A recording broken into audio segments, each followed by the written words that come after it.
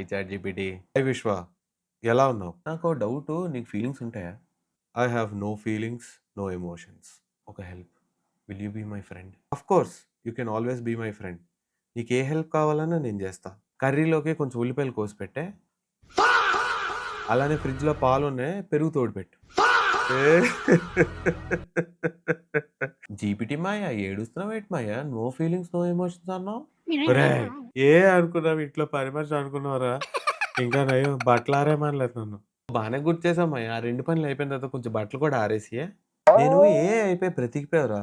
లేకపోతే ఈ పాటికి పేక మీద కాలేసి చంపేసేవాడిని. మాయకి అలకోలాలు ఎక్కువే. ఆ! పని చేయకుండా ఎక్కడికెళ్ళావురా నువ్వు? బ్రేక్‌లో బార్‌కెళ్ళి బీర్ తాగా మాయ.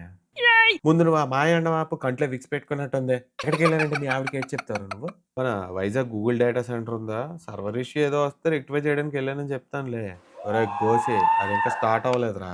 హ్మ్. అయితే మన భోగాపురం ఎయిర్‌పోర్ట్ ఉంది కదా! ఫ్లైట్ ల్యాండింగ్ ఏదో ఇష్యూ వస్తే కోడింగ్ చేసి ఫ్లైట్ సేఫ్‌గా ల్యాండ్ అయ్యేటట్టు చేసేస్తే నేను చెప్తాను మాయ. అంటే ఎప్పుడు ఏడుస్తావేటి మాయ నువ్వు? ఇలాంటి లఫంగిగాలతో మాట్లాడితే కన్నీళ్ళేట్రా, వాంతులు, విరోచనాలు కూడా వచ్చేస్తాయి. నాకు పైల్స్ వచ్చాయని చెప్పి డౌట్‌గా ఉందిరా. పైల్సే కదా మాయ! కోడింగ్ చేసి తీసేద్దాంలే.